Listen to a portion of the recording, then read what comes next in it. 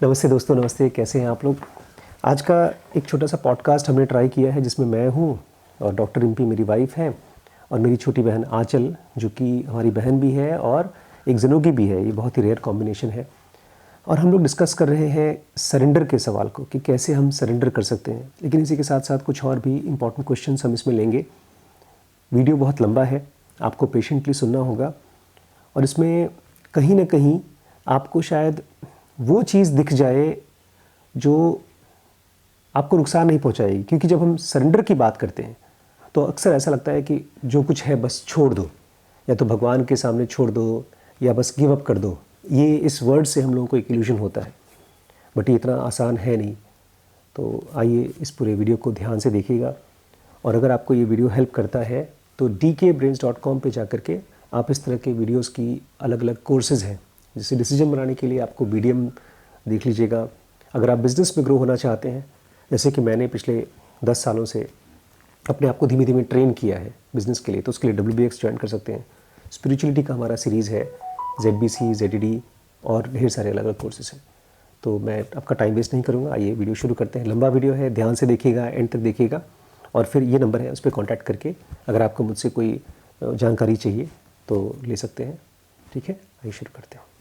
आज किस चीज़ के बारे में हम लोग डिस्कस करें? सर, सरेंडर का पूछना है कि एग्जैक्टली सरेंडर का मीनिंग क्या है, क्योंकि बहुत वेग तौर पे लोगों को मालूम होता है सरेंडर, एक्चुअल सरेंडर और कैसे कर सकते हैं। नॉर्मली जब हम लोग सरेंडर की बात प्रैक्टिकल वर्ल्ड में जब सुनते हैं तो लड़ाई के फॉर्म में आता है कि दो लोग लड़ाई कर रहे हैं, एक को सरेंडर करना पड़ेगा, जो हार जाएगा उसको सरेंडर करना पड़ेगा। बट कहीं ना कहीं वो भी गलत नहीं है। अगर दो लोग लड़ाई कर रहे हैं, एक बहुत पावरफुल है और एक कमज़ोर है, और कमज़ोर वाला फाइट करता है और वो नहीं जीतने वाला है, वो सरेंडर कर देगा, तो कम से कम उसको दर्द नहीं होगी, तकलीफ़ नहीं होगी। अच्छा, लेकिन मेंटली सरेंडर करना एक बहुत डीप अंडरस्टैंडिंग को मैं कहूँगा। अगर मेरे मन में कोई बात है, मैं अपने बच्चे से चाहता हूँ कि वो ये पढ़ाई करे और वो नहीं पढ़ना चाहता, तो मैं उसको फोर्स करता हूँ। वो परेशान है, उसकी वजह से मैं भी परेशान हूँ। तो अगर मेरे कहने से कुछ नहीं हो रहा है तो मुझे समझना चाहिए कि वो अभी मेरी बात नहीं मान सकता, तो इसको सरेंडर कहेंगे। तो एक्चुअल सरेंडर का मतलब होता है trying to understand the other. अपने ही मन में जो बात चल रही है वही चाहिए मुझे, चाहे वो चीज़ पॉसिबल हो ना हो, वो नॉन सरेंडर है।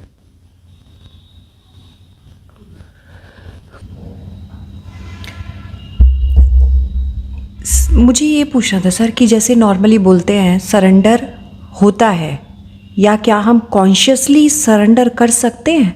क्योंकि अगर कॉन्शियसली सरेंडर कर सकते हैं तो मन में एक गांठ होती है कि मैं हार गया या मैंने छोड़ दिया, बट वो अंदर अंदर कचोटता है। तो जब लोग बोलते हैं कि सरेंडर होता है तो इसमें क्या अंतर है? और क्या सरेंडर कॉन्शियस होता है? ज़्यादातर चीज़ें जो बहुत डीप होती हैं वो होती हैं, लेकिन उसके लिए हमको एक प्लेटफॉर्म बनाना पड़ता है, एक माहौल बनाना पड़ता है। नींद होती है, लेकिन अगर हम बिस्तर पे नहीं जाएंगे, अपने फ़ोन को नहीं हटाएंगे, थोड़ा सा खाना खाने के बाद पेट आराम नहीं रहेगा तो नींद नहीं आएगी। तो सरेंडर होने के लिए भी हमें उस चीज़ के साथ में या उस बंदे के साथ में एंगेज करना होगा, अपनी पोजीशन छोड़कर उसकी तरफ जाना होगा। सरेंडर के लिए हमें अपने आप को छोड़ करके उसकी तरफ से सोचना होगा। सरेंडर हम तभी नहीं कर पाते जब हम केवल जो मेरे मन में बात चल रही है उसी को देखें और बाकी आसपास की चीज़ों को हम ना देखना चाहते हैं ना समझना चाहते हैं। लेकिन क्या ये सिनोनिमस सुनने में ऐसा नहीं लगता है कि हम दूसरों की जिद को गिव इन कर दें? देखिए, जिद वर्ड अपने आप में एक किसी खास चीज़ को बोला जाता है जहाँ जो जिद कर रहा है उसको ही नहीं समझ में आ रहा है कि आसपास में क्या हो रहा है। मुझे बचपन में याद है, मैं और मेरा भाई दोनों जाते थे दुकान में, तो पिताजी मुझसे बोलते थे, मैं बोलता था मुझे टॉफ़ी चाहिए, चॉकलेट चाहिए, खिलौना चाहिए, तो बोलते थे, समझा देते थे मुझे और मैं मान जाता था। छोटा वाला भाई ज़िद्दी था, वो इतना ज़िद्दी था कि वो नहीं मानेगा तो रोड पे ही लेट जाता था, वो वहीं लेट जाता था। तो फिर मैं अपना काम उसी से कराता था, लेकिन कभी कभी महंगी चीज़ के लिए वो भी नहीं मानते थे, पापा बोलते थे छोड़ दो, फिर वो रो करके आ जाता था। तो ज़िद मतलब एक आदमी जो आसपास में क्या हो रहा है उससे अपने आप को डिस्कनेक्ट कर ले। अब बात आई ज़िद की। कुछ चीज़ें हैं जो आराम से पॉसिबल हो सकती हैं, तो वो थोड़ा बहुत ज़िद करके या थोड़ा बहुत समझ करके, या शायद ज़िद बिना किए भी बातचीत से भी हो सकता है। लेकिन मान लीजिए हमने कोई ऐसी चीज़ करवा ली सामने वाले से ज़िद करके, तो धीमे धीमे मेरा और उसका रिलेशनशिप भी टूटना शुरू हो जाता है, फटना शुरू हो जाता है। तो अगर आपको या हमको लग रहा है कि मैं सरेंडर कर रहा हूँ सामने वाले की ज़िद के लिए, उस कंडीशन में मैं अगर उसकी बात मान रहा हूँ तो मैं दे दूँ, उसकी बात मान लूँ, लेकिन फिर बता भी दूँ कि अब तो जैसा था वैसा नहीं है, ये मैं अपनी खुशी से नहीं कर रहा हूँ। और मुझे लगता है हम सबका माइंड तकरीबन एक जैसा ही है। जैसे पेट एक जैसा है, जैसे आँखें एक जैसी हैं, स्वाद के लिए जीभ एक जैसी है। हर आदमी स्वादिष्ट खाना खाना चाहता है, हर आदमी कंफर्टेबली सोना चाहता है, हर आदमी मेंटली भी कंफर्टेबल होना चाहता है। मुझे याद है बहुत बार पापा जब मम्मी से दोनों की बात में बहस होती है, ज़िद होता है, और उसमें से एक भी आदमी बोलता है ठीक है लो ले जाओ, कर दिया तुम्हारे लिए, दूसरा खुश नहीं होता। तो दोनों को ही मेंटल कंफर्ट चाहिए, बट ये जो बात की पार्ट है कम्युनिकेशन की, वो हमेशा ख़त्म हो जाती है, लोग नहीं करते हैं। Surrender is very beautiful. It's like to people falling in romance, और उसमें सरेंडर कभी भी सरेंडर जैसा, हार जैसा नहीं लगता। वो हमेशा ऐसा लगता है जैसे कि आप गर्मी में नहाने जा रहे हैं, आप पानी में सरेंडर कर रहे हैं अपने आप को। तो surrender is result of a man who is very deep, who is very compassionate, और इसलिए सरेंडर वर्ड नहीं सही है इसके लिए। अंडरस्टैंडिंग ज़्यादा अच्छा है। लेकिन ऐसा होता है कि ज़िंदगी को हम रोज़ जीते हैं। कल जिस चीज़ के लिए मैंने सरेंडर कर दिया है और आज मैं तैयारी करके एक बेटर पोजीशन में हूँ, तो हो सकता है मुझे अब उस चीज़ के लिए सरेंडर न करना पड़े।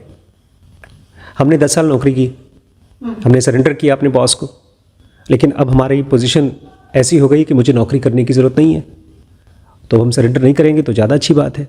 लेकिन जिस समय हमारी पोजीशन ख़राब थी उस समय सरेंडर नहीं करते तो नुकसान होता।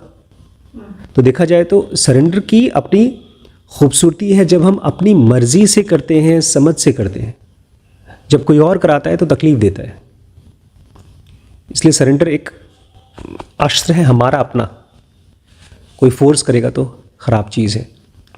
और हम कभी भी दूसरे की ज़िद को नहीं मानते, हम हमेशा सिचुएशंस को कंप्लाई करते हैं। अब एक छोटा सा एग्जांपल देता हूँ मैं। आजकल मैं वो पढ़ रहा हूँ, थिंकिंग फास्ट एंड स्लो, एक बुक है जो 2 साल पहले उसका फर्स्ट चैप्टर पढ़ा, समझ में नहीं आया। अब मैंने अपने आप को एक तरह से कहा कि और धीमे पढ़ूंगा, और अगर एक सेंटेंस समझ में नहीं आएगा, पहले छोड़ देता था, अब मैं कहता हूँ कि नहीं समझ में आता तो मुझे इसकी हेल्प, बारीकी में जाना है, मुझे ChatGPT की हेल्प लेनी है मुझे। तो अब मेरी पोजीशन बदल गई है, मैं ज़्यादा पेशेंट हो गया हूँ। पहले मैं इस बुक को सरेंडर नहीं कर पा रहा था। I have to surrender myself to a book also. तो लाइफ को जितना हम सरेंडर करते हैं, वही कृष्ण अर्जुन को कहते हैं, अर्जुन तुम अपने आप को मेरे में सरेंडर कर दो। तो वो कौन है अर्जुन? एक कन्फ्यूजन है। और किसको हम सरेंडर कर रहे हैं? एक लाइफ की सिचुएशन को, एक गहराई को। तब चीज़ें खूबसूरत हो जाएंगी, जैसा होना चाहिए वैसा हो जाएंगी, अच्छा हो जाएगा ओवरऑल। लेकिन जब तक हम अलग थलग जो भी मेरे मन में बन रही है कि मुझे ऐसा होना चाहिए था, मेरी लाइफ को ऐसा होना चाहिए था।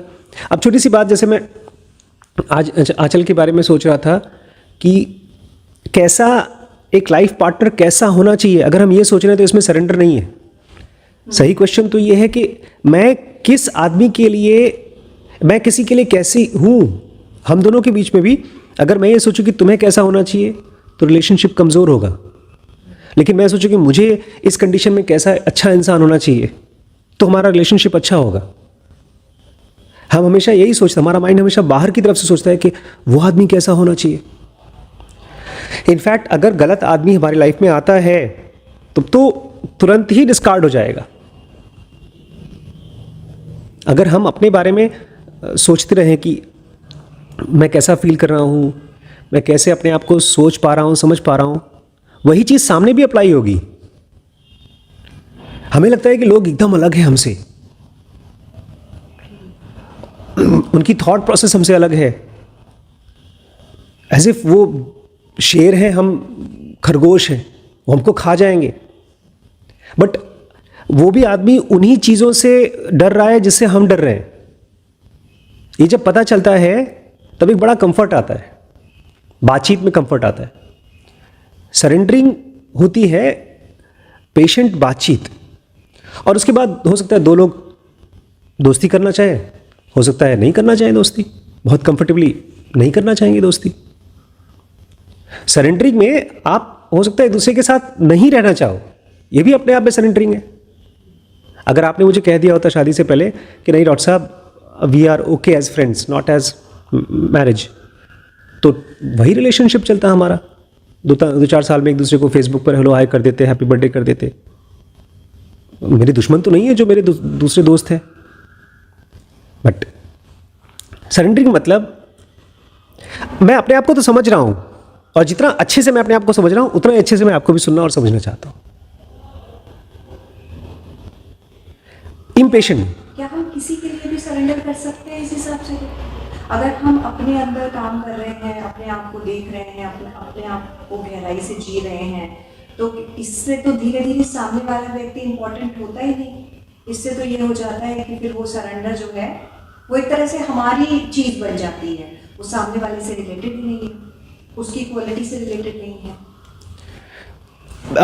एकदम सही चीज़ है। सरेंडर का ट्रेडिशनल मतलब जब हटा देंगे, कोई अगर बोलता है तुमने तो सरेंडर कर दिया, तो बड़ा ईगो को हर्ट होता है। लेकिन वहीं पर अगर मैं सीरियसली समझना चाहता हूँ, एक जैसे डॉक्टर एक मरीज को समझना चाहता है, एक माँ अपने बच्चे को समझना चाहती है, उसको तो हम कभी सरेंडर बोलेंगे ही नहीं। अब डॉक्टर बेचारा 8-8 घंटे खड़े होकर किसी के ऊपर ऑपरेशन कर रहा है, वो सरेंडर थोड़ी कर रहा है, बट कर रहा है, देखा जाए तो अपनी पूरी लाइफ उसके लिए दे रहा है। ऐसे ही जब एक माँ अपने बच्चे से जो कि एग्ज़ाम में फेल होता है, वो शायद उसको ड्रग्स की आदत पड़ गई है, शराब की आदत पड़ गई, फिर भी उसके लिए परेशान होकर के जाती है, कहीं डॉक्टर को दिखाती है, इलाज कराती है, तो सरेंडर्ड ही है। ईगो जब आता है कि मेरे बारे में कोई सोचता नहीं, वो आपको नॉन सरेंडर्ड स्टेट में ले जाता है। कंफर्टेबल स्टेट है सरेंडर स्टेट। हम उस कंडीशन में, सरेंडर्ड स्टेट में, अपने आप को अच्छे से समझ पाते हैं, और बिकॉज हम खुद को समझ पाते हैं, सामने वाले को भी समझ पाते हैं। अगर कोई भगवान जैसी एंटिटी होगी तो अल्टीमेट सरेंडर्ड है। उसने ऐसा दुनिया बना दिया, तुम्हें जो करना है कर लो भैया, मैं तुम्हारे साथ ही हूँ। लो सांस, तुम जो गलत सही करना चाहते हो करो। लेकिन एट द सेम टाइम वो अपने आप में एक स्टेट है जो हमेशा अब साथ में रहती है। सरेंडर्ड स्टेट कभी भी गिव अप नहीं करती, डिटैच नहीं होती, छोड़ नहीं देती, वो हमेशा रहती है समझने के लिए। बट प्राइमरी चीज़ होनी चाहिए खुद को समझना, अपने स्टेट को समझना, क्योंकि अगर मैं खुद को नहीं समझ रहा हूं तो मैं सरेंडर नहीं कर सकता। जैसे मैं देखता हूं आपका, मेरे पापा मम्मी के लिए जो सरेंडर है वो अपने आप को समझ करके आया है, उनकी वजह से नहीं आया, और तभी अच्छा भी होता है, खूबसूरत होता है। आंचल कुछ और पूछना चाहती है? नहीं, सरेंडर से जब आपने पूछा था तो हाँ, मेनली मुझे पूछना था कि मतलब भगवान के प्रति भी सरेंडर करते हैं, मतलब वो तो एक्सट्रीम मुझे लगता है स्टेट होती होगी, जैसे मीरा का हम बोलते हैं वो कृष्ण भगवान के लिए सरेंडर थी, या और भी बहुत सारे लोग हुए, तो वो क्या है उस सेंस में? मतलब मुझे लगता है भगवान के प्रति मीरा स्पेशली भगवान के प्रति सरेंडर नहीं हुई, वो सरेंडर्ड हो गई इतनी ज़्यादा कि अब उसको धीमे धीमे भगवान ही दिख रहा था।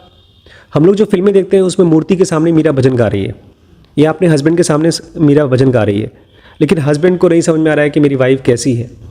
धीमे धीमे इम्प्रैक्टिकल हो गई दुनिया के लिए, क्योंकि वो सबको एक समान देख रही है। तो जब आप सरेंडर्ड स्टेट में होते हैं तो आपकी फ़ाइट बहुत कम हो जाती है। जब आपकी फ़ाइट कम हो जाती है तो आपका डर भी बहुत कम हो जाता है।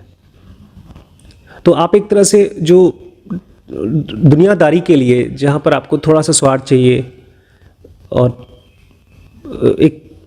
आप दूसरों के ऊपर अपने आप को, क्योंकि मीरा के हस्बैंड राजा थे, एक तरह से बिजनेसमैन है भाई, अपने राजपाट को जीतना है। मैंने बहुत अच्छी, वो कहानी बड़ी अच्छी थी जिसमें वो फिल्म शूट हुआ था। हेमा मालिनी मीरा थी, विनोद खन्ना उनके हस्बैंड थे। उसके पहले उनकी शादी जो हुई है, उनकी छोटी बहन की शादी पक्की हुई थी, उसने सुसाइड कर लिया। बाद में मीरा की शादी हुई तो मीरा ने भाई सरेंडर कर दिया, शादी कर ली। अब उसके बाद लेकिन उसको अपने मन में जो भगवान की इमेज थी उसको प्यार करती थी, अपने पति से उस तरह से प्यार नहीं कर पाती थी जैसे उसका एक पत्नी पति से प्यार करती है। तो मुझे लगता है कि मीरा जैसे लोग या कबीर जैसे लोग एक सरेंडर्ड स्टेट में ही रहते हैं, और वो सरेंडर्ड स्टेट कैसी रहती है, हमारे और आपके थॉट्स के ग्रिप में नहीं आता। इसलिए अगर राजा भी आते हैं, एक बार दिखाते हैं, अकबर आए थे उनको सुनने के लिए और वो भजन गा रही थी। सो दे आर मोर लाइक, एक आदमी जैसे सो रहा है कंफर्टेबली, बच्चा सो रहा है, ऐसे ही वो अपने एक स्टेट में एंजॉय कर रही हैं। वो थॉट से डिस्टर्ब होने वाला स्टेट नहीं होता। तो it is less of surrendering to God, it is being in a state of surrender. जो हम लोग IESM की दुनिया होती है उससे हट करके हम ऐसे दुनिया में जाते हैं जहाँ पर अब परेशान नहीं है, चीज़ें दिख रही हैं, सब चीज़ें परफेक्शन में दिख रही हैं, कहीं पर कोई कमी कोई फ्लॉ नहीं दिख रहा है। लोगों को तो दिक्कत होगी, बिकॉज वो तो एक्सपेक्ट करते हैं कि एक औरत की तरह बिहेव करे। वो गई थी, एक जो चमड़े का काम करते थे, शायद संत रविदास थे, उनके साथ बैठ करके बातचीत करती थी। अब ये सोसाइटी के कंडीशनिंग के अगेंस्ट था कि तुम एक राजा की बीवी हो और तुम जाकर के गांव में एक चमार के साथ में बैठ करके काम कर रही हो। सरेंडर्ड स्टेट में आपके ऊपर थॉट्स का बहुत ग्रिप नहीं होता, कंडीशनिंग का ग्रिप नहीं होता। इसलिए आपको एक थोड़ा सा क्रूड हस्बैंड भी परेशान नहीं कर पाता। आप एक सॉलिड स्टेट से लिक्विड और लिक्विड से फिर गैशियस बन जाते हो। एक बड़ी अच्छी बुक पढ़ी थी हम लोगों ने, मैंने और आपने, लून शॉट करके। तो उसमें बोलते हैं एक कंपनी एक स्टेट में सॉलिड होती है, बाद में लिक्विड हो जाती है, तो स्टेट बदलता है। तो सॉलिड में आप पत्थर से मारेंगे तो टूट जाएगा वो, लेकिन लिक्विड से पत्थर में मारेंगे तो नहीं टूटेगा वो। इसलिए कंपनी जब सॉलिड से लिक्विड होती है तो उसके मैनेजमेंट के तरीके बदलने चाहिए। लेकिन ऐसे ही जब एक आदमी थॉट्स के ग्रिप से बाहर निकलता है तो उसके साथ आप वैसे बिहेव नहीं कर सकते, या उसको आप वैसे नहीं समझ सकते जैसे आप बाकी लोगों को समझेंगे या डील करेंगे। मेहमान गए? मुझे ये पूछनी है चीज़ कि अगर हम किसी के साथ, किसी व्यक्ति के साथ, या मैं जैसे अपने बच्चे के साथ डील कर रही हूँ,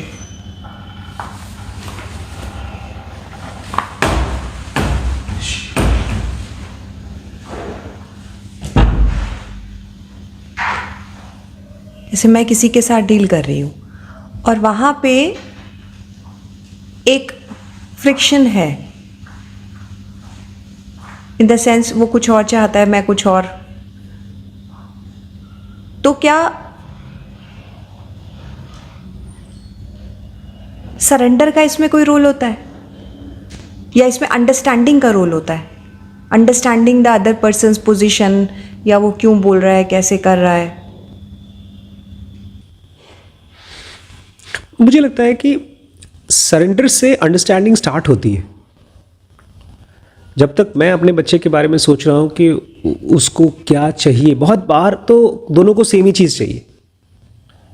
बच्चे को हेल्दी होना चाहिए, मैं भी चाहता हूँ हेल्दी हो, लेकिन जैसे ही वो बच्चा मोबाइल चला रहा है और इस समय उसको सोना चाहिए, उसके एग्ज़ाम है लेकिन उसको पढ़ना चाहिए लेकिन नहीं पढ़ रहा है, उस कंडीशन पे अंडरस्टैंडिंग की शुरुआत होती है जब हम सरेंडर करके उसकी स्टेट को महसूस करना चाहते हैं। मुझे याद है जब मैं स्कूल में पढ़ता था, मेरा पढ़ने में इंटरेस्ट नहीं आ रहा है तो मम्मी मुझे ले जाती थी आसपास के लोगों के पास कि ट्यूशन पढ़ा दो।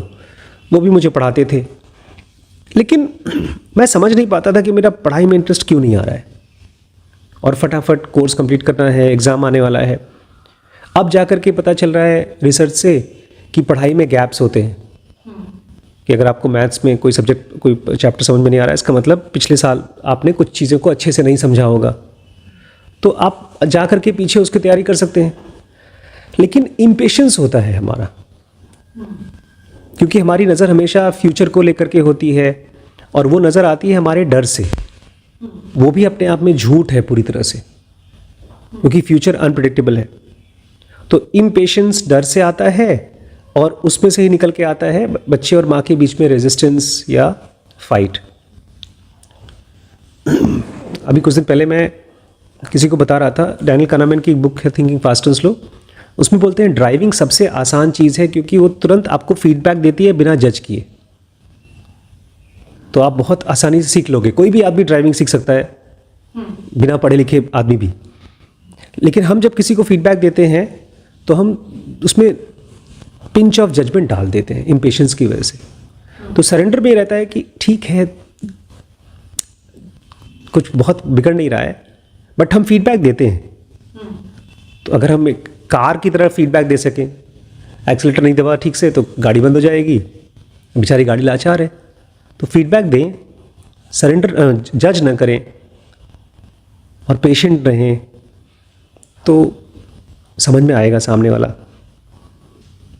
आपने कहा कि सरेंडर के बाद अंडरस्टैंडिंग शुरू होती है, क्योंकि जब तक मैं अपने बारे में सोच रहा हूँ कि मुझे लगता है ये चीज़ सही है, तब तक तो मैं अपने मन के को समझ रहा हूँ, सामने वाले को कहाँ समझ रहा हूँ। जैसे अभी कुछ दिन पहले श्रीश ने मैसेज किया कि अभी भी मुझे कंपैरिजन चल रहा है और मैथ्स पे कमज़ोर हूँ। अभी भी मैं उसके शब्दों को सुन रहा हूँ, उसको नहीं समझ पा रहा हूँ। नहीं तो मैं उसको तरीके बताऊंगा कि अच्छा ठीक है, तुम एक्स्ट्रा क्लासेस ले लो, सर से बात कर लो। वो सब सॉल्यूशंस तो उसको टच ही तब करेंगे जब उसकी समझ मुझे आएगी। मेरे मन में जो सॉल्यूशंस आए हैं उसको सॉल्यूशंस समझ में आएंगे, तब वो उसको याद भी आएगा उसको करने का भी। एक आदमी जब कुछ बोलता है हमसे तो वो अपनी बात नहीं समझा पाता। बड़ा मुश्किल है इसको समझा पाना भी किसी को। इसलिए MI सीरीज बहुत अच्छी लगी मुझे, जो लोग पढ़ा रहे हैं कि आप उस आदमी के मन को समझो, उसकी समझ को, उसकी स्टेट को समझो। उसकी शुरुआत आपका कहना है सरेंडर से शुरू होती है। हाँ, स्टार्ट हो सकता है। This is very beautiful. और बड़ा मैजिक भी है, पता है, दो लोग जब बैठे होते हैं, एक इंसान को समझ सकता है, चैट GPT इंसान को नहीं समझ सकता, बिकॉज उसके अंदर में मैजिकल प्रेजेंस नहीं है।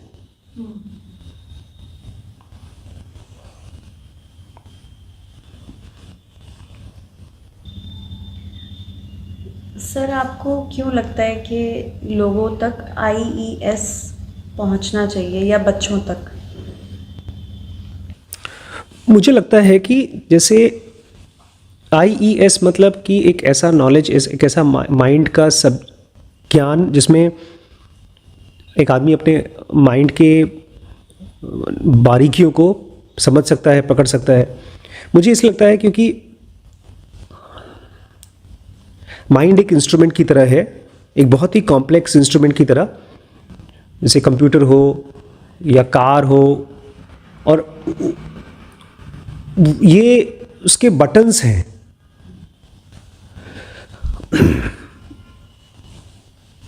मुझे लगता है कि इस माइंड का अपने आप में एक कंटिन्यूअस मूवमेंट होता रहता है और वो मूवमेंट ऑटोमेटिक होता रहता है। जैसे कोई कार चल रही है, रैंडमली चल रही है, कोई ड्राइवर नहीं बैठा और वो कहीं भी जाकर के टकरा रही है, और इस माइंड की प्रॉब्लम ये है कि ये रुकेगी नहीं। ये जब तक हम जिंदा हैं तब तक चलती रहेगी, बात करती रहेगी, कुछ न कुछ मांगती रहेगी, देती रहेगी और टकराती रहेगी, एक्सीडेंट करती रहेगी। सक्सेसफुल हो जाएगी तब भी, फेल होगी तो ऑब्वियसली तो रहेगी ही परेशान। तो हमें पीछे इस कार में पीछे बैठे हैं, हमें पता ही नहीं कौन सी चीज़ क्लच है, कौन सी गियर है। जैसे ही हमें मालूम पड़ता है कि माइंड का ये हिस्सा ऐसे काम करता है, आई सेंटर ऐसे काम करता है, ई सेंटर ऐसे काम करता है, सडनली आपकी गाड़ी रास्ते पे आ जाती है। इस माइंड का एक स्पेसिफिक पर्पस है, उस पर्पस के बारे में नहीं पता होता। लोग खोजते रहते हैं कि हम किस लिए पैदा हुए हैं। यही सबसे कॉमन क्वेश्चन होता है कि आखिर क्यों हूँ मैं। जब दुखी होते हैं तो यही सवाल उठता है, क्यों हूँ। और ये इसका सवाल का जवाब तभी आएगा जब एक आदमी अपने सेंटर्स को पहचान पाएगा। जब हम इमोशंस में होते हैं तो हमें कुछ और चाहिए होता है, चाहे आप बड़े ज्ञानी आदमी हो तब भी आपको कुछ और चाहिए। अब वो आदमी जानता ही नहीं है कि मैं अभी इमोशंस में हूँ। अब वो परेशान है कि मैंने तो जैन आदमी हूँ, चाट खा लिया, आलू टिक्की खा ली, अब तो मैं महापापी आदमी हूँ। उसको पता चल जाए कि अच्छा ठीक है। इसलिए तो भगवान कहते हैं कि ये तीनों दुनिया, ये पूरी दुनिया ये तीनों गुण से चल रही है। तो एक ही गुण बोल देते हैं अगर वो माइंड के बारे में बात करें तो, बट तीनों अलग अलग गुण हैं। We are using a sophisticated instrument. जैसे बॉडी के अलग अलग पार्ट्स के बारे में जानने से उसका इलाज अच्छे से हो सकता है, ऐसे ही माइंड के अलग अलग पार्ट्स को जानने से हम अपने भविष्य को ज़्यादा अच्छे तरीके से जी सकते हैं, अपने पर्पस को डिस्कवर कर सकेंगे ज़्यादा आसानी से। नहीं तो ये रैंडम चीज़ों को हम पीछे पड़े रहते हैं। जैसे मैं अभी करंटली इमीडिएटली तो नहीं पहचान पाती, कई बार उसमें बह जाती हूँ और कई बार अचानक से वो थॉट आ जाता है कि अरे मुझे ऐसे नहीं करना चाहिए था। मतलब मैं रिफ्लेक्ट कर, कभी कभी मेरा माइंड ऑटोमेटिकली रिफ्लेक्ट कर देता है कि ऐसे नहीं कहना चाहिए था या जो भी है। तो ये चीज़ हेल्प करती है, मतलब बहुत हेल्प करती है। आपके मन में जब भी ये थॉट आए कि मुझे ये नहीं करना चाहिए था, उसका सेंटेंस को थोड़ा सा चेंज कर दीजिए। हाँ, मुझे नहीं करना चाहिए था, किसी वजह से किया होगा, and smile at your self. क्योंकि पास्ट में जाकर के इसको ठीक नहीं कर सकते, लेकिन हमारा माइंड बहुत ही क्विक लर्नर होता है। ये जो आज कंप्यूटर का एआई है वो एक तरह से माइंड से ही इन्फ्लुएंस हुआ है। एक बच्चा बहुत जल्दी जल्दी सीखता है। उसको अगर डांट दो तो उसको मालूम पड़ जाता है कि ये नहीं करना है। अगर डांटे ना कोई, उसको चोट लग जाए, कहीं आग में हाथ चला जाए तो फटाफट सीख जाएगा कि ये नुकसानदायक चीज़ है। ऐसी माइंड को भी बहुत बारीक हिंट मिलता जाए, आप उसको हिंट दीजिए कि बस इसमें कुछ गड़बड़ हो गई।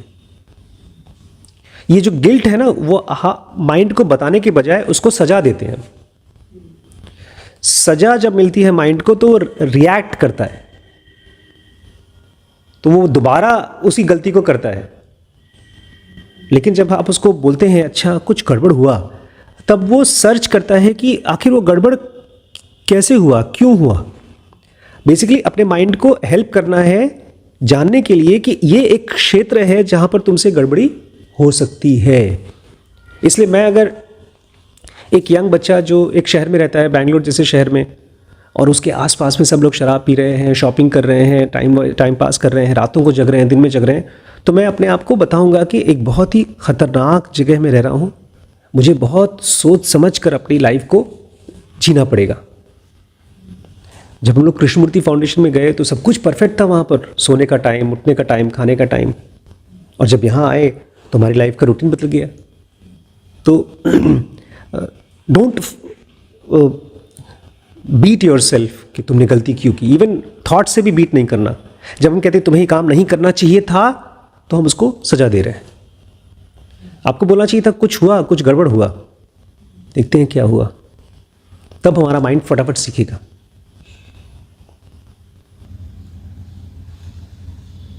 सर क्या समझदारी के लिए हमें मतलब समझदारी आती है या समझदारी के लिए काम करना होता है? क्योंकि लोग कहते हैं अरे मैं तो समझदार ही नहीं हूँ, मेरे से ये हो गया, चाहे वो बड़े हो या छोटे डिसीजंस हो। समझदारी पैसे की तरह है बेटा, मेहनत करना पड़ता है, बचाना पड़ता है। और जो चीज़ देखता हूँ बहुत से लोग अपने पैसे के साथ में जो गलतियाँ 20 साल पहले किए हैं वो आज भी कर रहे हैं। तो समझदारी, बेसिक समझदारी तो आ जाती है। खाने को लेकर के बॉडी ही समझदार है कि सड़ा हुआ खाना मत खाओ, लेकिन उसमें भी एक पॉइंट के बाद अगर आप बेहोश हैं तो लोग आपको बेवकूफ़ बना सकते हैं। आपके स्वाद के हिसाब से अगर खाना बना दिया तो आप ज़्यादा भी खा सकते हैं। तो समझदारी एक ख़ास पर्पस से आती है और एक ख़ास पर्पस के लिए आप इकट्ठा करते हैं। जैसे अगर आप खाली पैसा इकट्ठा कर रहे हैं, बहुत कर रहे हैं। एक बंदा था, उसका नाम मुझे नहीं याद आ रहा है, चक फीनी ऐसा कुछ नाम था। वो बहुत अमीर आदमी हो गया। बाद में उसने देखा कि मेरे घर में मेरे बच्चे एकदम ही बिगड़ गए, तो उसने धीमे धीमे अपने पैसे को सीक्रेटली गवर्नमेंट्स को देना शुरू कर दिया, कॉलेज बनवाना शुरू कर दिया, वॉर्स रुकवाना शुरू कर दिया। बहुत अच्छी बुक है उसकी, क्या नाम है उसका? अमन, चक फीनी था, चक फीनी। अभी तो हम लोग सुनते हैं कि भाई बिल गेट्स अपनी प्रॉपर्टी डोनेट करने वाले हैं, वॉरेन बफेट इनको डोनेशन करने वाले हैं। वो सब कुछ सीक्रेटली करता था। तो उसको बाद में समझ में आया होगा कि पैसे का राइट पर्पस क्या है। ऐसे ही समझदारी का पर्पस खाली ये नहीं है कि लोग मुझे समझदार समझें या मुझसे कोई गलती ना हो जाए।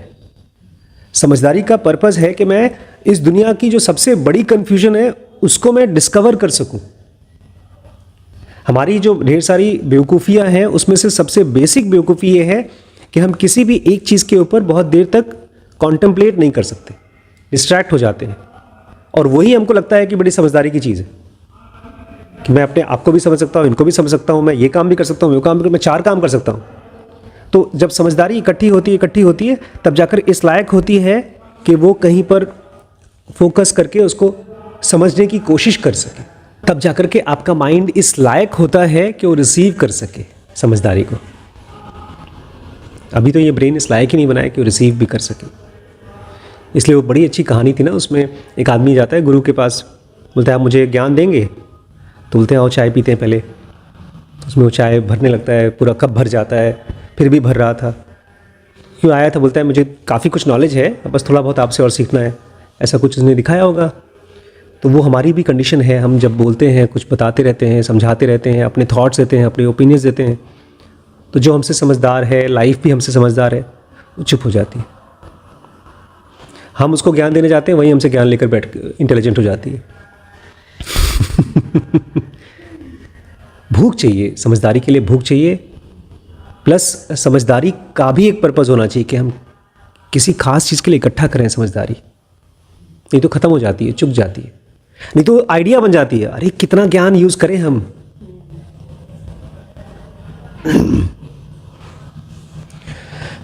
समझदारी बड़ी प्रेशियस एंटिटी है जो धीमे धीमे रियलिटी को जानने के लिए करना चाहिए। सर लोग रीइंकार्नेशन पर क्यों विश्वास नहीं करना चाहते एंड स्टिल एस्ट्रोलॉजी पर भी बिलीव करते हैं, बट रीइंकार्नेशन को लोग रीइंकार्नेशन पे विश्वास नहीं करना चाहते, लेकिन एस्ट्रोलॉजी पे विश्वास करते हैं, करना चाहते हैं। एस्ट्रोलॉजी है या टैरो कार्ड रीडिंग है, और ये हाथों को भी देखते हैं बहुत सारे लोग। मुझे लगता है कि रीइंकार्नेशन पे अगर विश्वास किया तो आपको काम करना पड़ेगा। एस्ट्रोलॉजी पे विश्वास किया तो खाली अंगूठी पहननी पड़ेगी या किसी और को पूजा पाठ कराना पड़ेगा और काम हो जाएगा। रीइंकार्नेशन आपके अंदर में अच्छाई को डेवलप करने का एक कॉन्सेप्ट है। रीइंकार्नेशन का कॉन्सेप्ट ये मानते हैं कि भाई आपने कुछ गलती की होगी इसलिए आपके साथ बुरा हो रहा है, तो उन गलतियों को मत करो, अब अच्छे इंसान रहो तो बुरा कम से कम होगा। और जब एस्ट्रोलॉजी पे विश्वास करते हैं तो हमने सारी जिम्मेदारी दे दी है कि बड़े बड़े स्टार्स हैं वो अलाइन नहीं कर रहे हैं, उनको डील करने के लिए ये अंगूठी है, उसके साथ काम करेगी, फिर आपका स्टार अलाइन हो जाएगा और आपके मन का काम हो जाएगा। इसका पर्पज़ है आपको गहरा बनाना, उसका पर्पज़ है आपको यूज़ करना, आपकी इच्छाओं को यूज़ करके आपसे कमाना। सिंपल सी बात है। गहरे में एस्ट्रोलॉजी के भी जो कॉन्सेप्ट है वो भी यही था कि लाइफ में सब चीज़ आपके हिसाब से नहीं होती है, सो सरेंडर्ड। लेकिन मुझे लगता है कहीं पर ऐसा हो गया कि लोगों ने देख लिया कि इसको हम इस्तेमाल कर सकते हैं, फ़ायदा भी कमा सकते हैं। आजकल तो बहुत ऐड आता है कि आप अपनी भविष्य को कंट्रोल कर सकते हैं, बट मुझे लगता है भविष्य होता नहीं है। भविष्य प्रेजेंट में से निकलता है। आज अगर मैंने साफ़ सुथरा खाना खाया है, ताज़ा खाना खाया है, तो मेरा बीमारी होने का कम चांस है। शराब पी करके गाड़ी नहीं चलाई है तो एक्सीडेंट होने के कम चांसेस है। ऐसे ही आप बहुत छोटी छोटी चीज़ों में आज करके कुछ कल निकालते हो। बट जब हम केवल ग्रॉस तरीके से सोचते हैं तो हम किसी भी चीज़ को मानने को तैयार हो जाते हैं। अभी आज मैंने देखा, बड़ा अजीब चीज़ थी। एक वीडियो आया था, इसमें डोनाल्ड ट्रंप जो यूएस के प्रेसिडेंट हैं, वो बोल रहे हैं जो इमिग्रेंट्स यहाँ पर आए हैं वो आपके कुत्ते और बिल्ली खा रहे हैं। लिटरली उसने ये वर्ड यूज़ किए, जो झूठ है बट लोग विश्वास कर रहे हैं। हम फिल्में देखते हैं और फिल्मों को देख करके हम लोग विश्वास कर लेते हैं, भूत प्रेत होते हैं, हर चीज़ हम विश्वास कर लेते हैं। बिकॉज ये माइंड ऐसा था बेसिकली कि अपने आप को जंगल में जानवरों से बचाने वाला माइंड था। तो बट एक और गहरा पार्ट है हमारे माइंड का, उसको वो जब उसके साथ जब हम काम करेंगे, उसको एक्सप्लोर करने की कोशिश करेंगे, तब आप देखेंगे कि रीइंकार्नेशन का कॉन्सेप्ट बहुत वियर्ड नहीं है और हेल्पफुल है। I think it is sine of a superficial thinker, जो बहुत ही आसानी से किसी भी चीज़ पर विश्वास करना चाहता है। वो डेस्परेट माइंड है, बेहोश माइंड है, जो नहीं विश्वास करता ही नहीं है कि नहीं, इस पर एस्ट्रोलॉजी पे विश्वास करने वाला। आपको जब साफ साफ दिखेगा ना कि आपने कुछ किसी के साथ अच्छे से बिहेव किया और वो आदमी आपको अच्छे से रिस्पॉन्ड कर रहा है, तो यही कॉन्सेप्ट है रीबर्थ का। कि मैंने किसी आदमी ने मेरे साथ मुझे गाली दिया, मैंने उसको माफ़ कर दिया। अपने आप में आप इसका असर देखेंगे। आप उसको, जैसे आज ही मैंने देखा कि तुम्हारे घर में 2 बच्चों ने लड़ाई की, तुमको प्यार से बात किया, प्यार से बात करते हैं तो उनको हील होता है तो अच्छे से बिहेव करते हैं। उसका असर टाइम लगता है आने में, लेकिन अगर आप, मुझे लगता है ऐसा चीज़ जो देख पाए होंगे उन्होंने ही जानवरों में से खेती करना शुरू किया होगा। बिकॉज खेती का कॉन्सेप्ट कितना मुश्किल है। आज बीज लगाओ, महीनों तक उसकी देखभाल करो, तब जाकर के गेहूँ बनेगा। जानवर ये सब नहीं सोच पाते होंगे। तो जो इंटेलिजेंट थे उन्होंने अपने एक्शंस का रिजल्ट देखा, जो अच्छे रिजल्ट है उसको फिर इन्वेस्ट किया, जो खराब रिजल्ट थे उसको हटाया। और वहीं पर ये कॉन्सेप्ट कि यार मुझे ये चीज़ चाहिए, कैसे भी बताओ, गारंटी दो, मिलेगा कि नहीं मिलेगा, ये वो माइंड है जो डेस्परेट है और अभी भी इमेच्योर है। वो ये मानने को तैयार है कि हम अंगूठी पहन लेंगे तो मेरा काम हो जाएगा। तो अब माइंड तो कुछ भी मानने को तैयार है बेटा। तो लेकिन बहुत ही आसान शब्दों में किसी को ये ट्रांसफ़र कैसे कर सकते हैं? आप ये ट्रांसफ़र मत करो कि पास्ट लाइफ होता है नहीं होता है। वो आदमी ये भी मानने को तैयार होगा। पहली बात तो हमेशा किसी को भी समझाने के चक्कर में मत पड़ो। अगर किसी को समझाना है कुछ, तो प्राइमरी चीज़ ये करो कि उसको ध्यान से सुनो सुनो सुनो सुनो। अगर वो सुनने को तैयार है तो कुछ चीज़ें शेयर करो जो तुम्हें लगती हैं। उसके बाद भी यही कहो कि मुझे लगता है बट हो सकता है मैं गलत हूँ। One should not believe me. बस हमारा माइंड बहुत ही सजेस्टेबल है ओपिनियंस के लिए, चैटिंग के लिए, ज्ञान के लिए नहीं। ज्ञान के लिए माइंड रेजिस्ट करता है।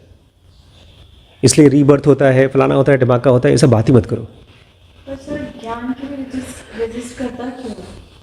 बिकॉज उसको लगता है कि ज्ञान मेरा ज्ञान नहीं है, तो तुम्हारा दिया हुआ ज्ञान है, मैं तुम्हारी बात को क्यों मानूं? उसमें जॉय ऑफ डिस्कवरी नहीं होती। हमको खाना तब खाना है जब मुझे भूख लगी है। वही चाय तुम बना के दोगे, मुझे नहीं पीना है, लेकिन जब 5 मिनट बाद मुझे लग रहा है मन कर रहा है तो मैं बना के तुम्हें भी पूछूंगा तुम्हें पीना है क्या। तो वेट फॉर द राइट मौसम, तब बीज लगाओ। और बीज लगाओ, पेड़ मत लगाओ।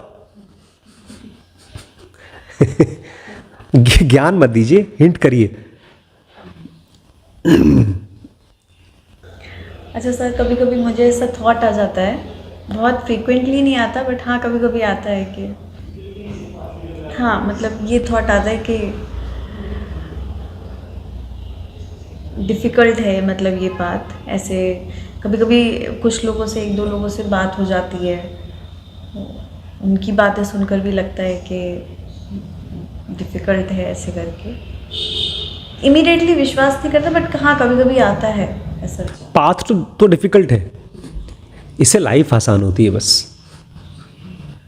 देखिए, यहाँ से अगर मुझे जाना हो बम्बई और मैं पाथ को देखूँ तो बहुत लंबा है, लेकिन अपने आप में तो मज़ेदार है। अब घर में रहते रहते बोर हो गए हैं महीनों से, कुछ वही लोग वही खाना, चलो कुछ घूम के आते हैं। तो जब आप इसको एज अ पाथ देखते हो तब तो ये मुश्किल, बहुत मुश्किल है, लेकिन ये पाथ वैसा पाथ नहीं है। इसमें जब आप कहीं पर भी पहुंचेंगे आपको मालूम नहीं पड़ेगा कि आप चले और यहाँ पहुँचे, ये कभी फील नहीं आती। जैसे आज अगर हमारे पास एक ऐसी कंडीशन है जहाँ पर हम हेल्दी हैं, हमको एहसास ही नहीं होगा कि कल जो हमने हेल्दी खाना खाया था, परसों हमने कम खाया था, उसकी वजह से हेल्दी हैं। वो डिफ़िकल्ट स्टेट से ये पाथ नहीं आता। हाँ, आप जब ये देखोगे इसके छोटे छोटे असर अभी और यहीं, तो you will feel the immediate results. और जब आपका मन ये कहता है बहुत मुश्किल है, तो सीधे बहुत दूर का एंड देख रहा है जो शायद है नहीं। जब हम किसी एनलाइटन आदमी को देखते हैं जो समाधि में बैठा हुआ है, वो है ही नहीं, वो केवल डायरेक्शन है। जैसे एक बंबई का एंगल दिखाया है, रास्ता दिखाया है, तो वो बंबई नहीं है, वो खाली रास्ता है, और वो ये बता रहा है कि आप यहाँ तक पहुँच गए हैं। और जब आपके मन में कोई बता रहा है कि देखो, तुम अगर सच्चाई करते हो, तुम किसी के साथ भला करते हो, तो तुम एक और अच्छी कंडीशन में जाओगे, तो वो कंडीशन नहीं है, मतलब जो आप कल्पना कर रहे हैं वो नहीं है। तो जब भी आपके मन में ये बात आए कि स्पिरिचुअल पाथ डिफ़िकल्ट है, तो एक बहुत खूबसूरत कल्पना बनी है आपकी, because spiritual path as such बना नहीं हुआ है, वो आज का जॉय है। कल मैंने एक अच्छा सा गाना सुना, मैंने अपनी वाइफ को शेयर किया, वो एक स्पिरिचुअल पाथ वही है। जो भी चीज़ों में आपको छोटी छोटी जॉय मिलती है, वो स्पिरिचुअल पाथ है। उसी में से एक रास्ता, एक स्टेप और निकलता है, एक स्टेप और निकलता है। और साथ ही साथ जो चीज़ें हमको तकलीफ दे रही हैं, उसको खोज करके उसमें से कुछ सीखना स्पिरिचुअल पाथ है। जो मुश्किल है वो काल्पनिक है। हम यहाँ पर बैठे हैं और अब पिछले 10 साल को इमेजिन करें, यहाँ पर बैठने के लिए कोई बता सकता है कि वो पाथ था? इनफैक्ट स्पिरिचुअल पाथ में ऑलमोस्ट हर चीज़ मैजिकल लगती है, बिकॉज वो डिफाइंड नहीं है। जो भी हमारा माइंड कल्पना कर रहा है वैसा नहीं है स्पिरिचुअल पाथ। तो मुश्किल तो है ही नहीं, बिकॉज जब वो है ही नहीं तो मुश्किल कहाँ से? ये काल्पनिक है, और माइंड बहुत पावरफुल है कल्पना करके डरने में। तो इसी कल्पना को पहचानना कि हाँ, कल्पना कल्पना है और रियलिटी अभी है, इसको पहचानना। हम लोगों से मिलते हैं, लोगों के बारे में सोचते हैं बहुत मुश्किल आदमी है, बट वो तो हमारी तरह एक इंसान है। मुश्किल हमेशा फ्यूचर में लगती है,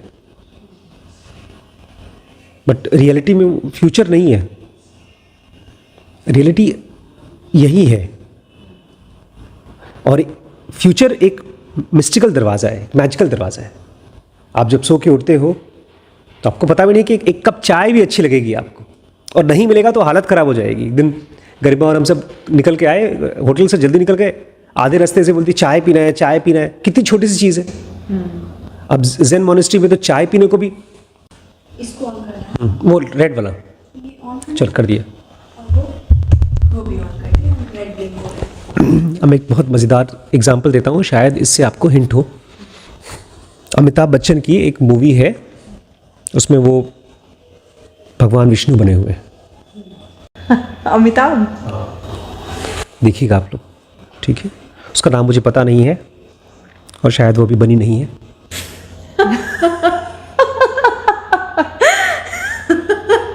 लेकिन देखिएगा अमिताभ बच्चन है, क्या पता बन जाए।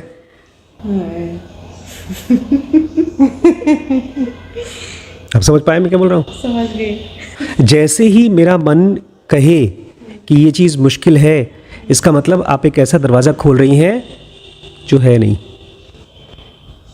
उसकी पेंटिंग ऐसी हो रखी है दीवार की कि वो दरवाज़ा लग रहा है, और आप उसमें कुंडी भी बनी हुई है, लेकिन वो दरवाज़ा नहीं है। तो खाली आपके मन को एक कल्पना हो रही है कि है और मुश्किल है, और रोज़ आऊँगी मैं, जब 10 बार उस पर सर पीटूँगी तो खुल जाएगा। वो दरवाज़ा नहीं है। अच्छा, दरवाज़ा कहाँ है? एक कप चाय में, आराम से खाना खाने में। और फिर अगर मन में ये बात आती है 10 दिन से चाय पी रही हूँ, स्पिरिचुअल रास्ता तो खुला नहीं है, तो आप फिर दरवाजे पर अमिताभ बच्चन जी को विष्णु बनाकर खोलिए।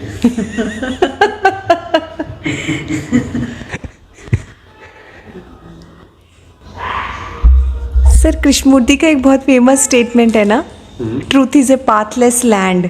Truth is a pathless land. क्या ये वही आप उसी कंटेक्स्ट में बता रहे हैं, truth is a pathless land? Truth is an imagination less land, pathless land.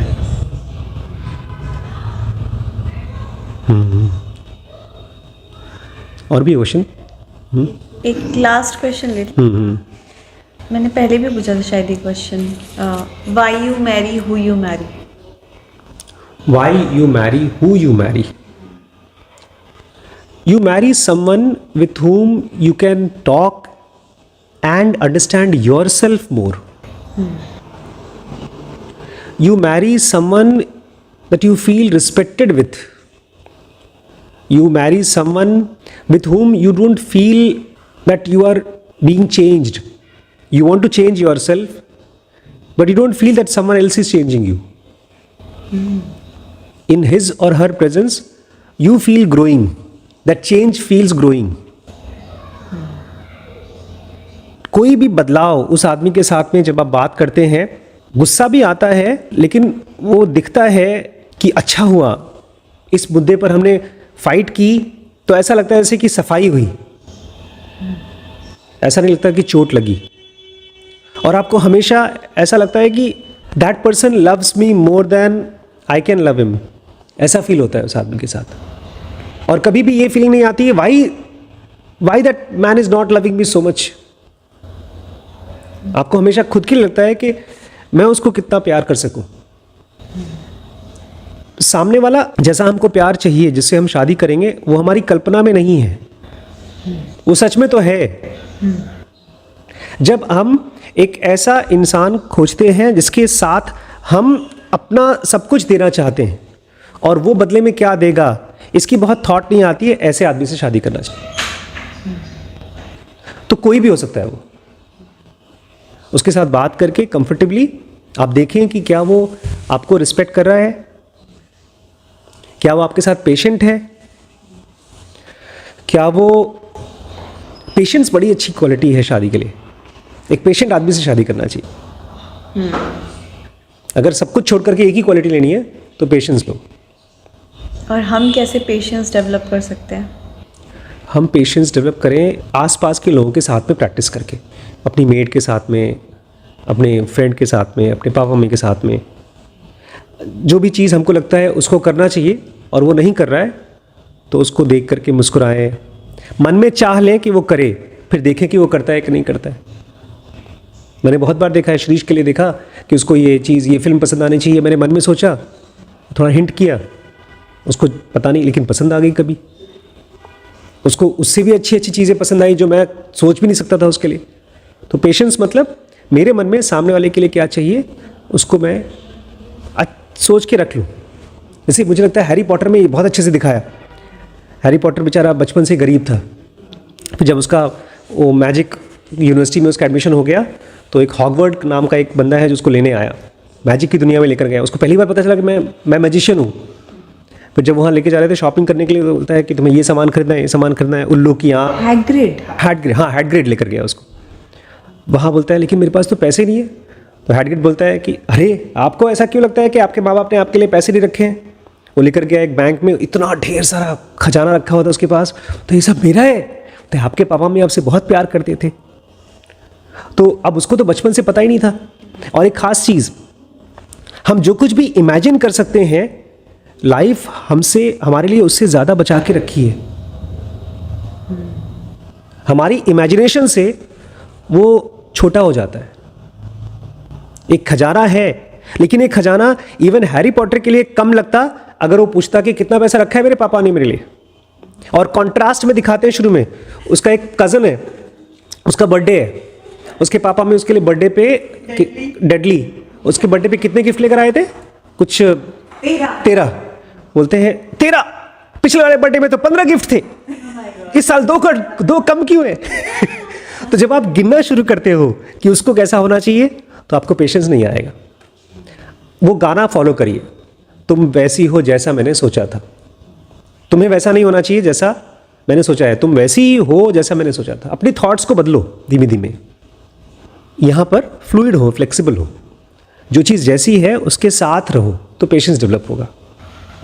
इसमें जब आपने कहा कि जो भी है उसके साथ पेशेंस रखो, सपोज़ जो भी है में ड्रिंकिंग हैबिट है या कोई ऐसी हैबिट है जो कि जिसके साथ पेशेंस नहीं रखा जा रहा, तब अगर पेशेंस नहीं रखा जा रहा है तो इतना बोल्ड हो जाओ कि उससे अलग हट करके अपनी ज़िंदगी अलग जियो। और अगर वो आप उसको छोड़ ही नहीं सकते तो उसके साथ उसके नौकर बन जाओ।